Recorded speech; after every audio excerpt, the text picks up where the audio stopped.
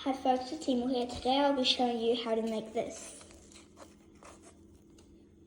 One, you're going to need 2 strips of paper.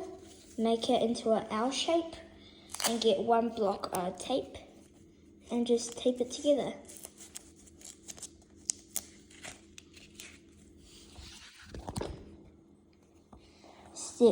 And then the next step after that, you're just going to fold it over.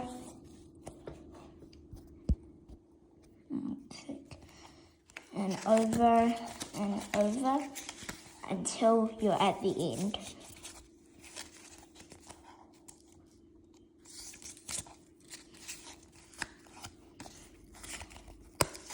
Okay, once you're at the end, you want to get another piece of tape and just tape the end off. This bit's a bit harder because if you wanted to make it look nice, you need to tuck it underneath the next fold, but yeah. And there you have it. Thank you for watching. Please consider following, liking, and subscribing. Thank you. Bye.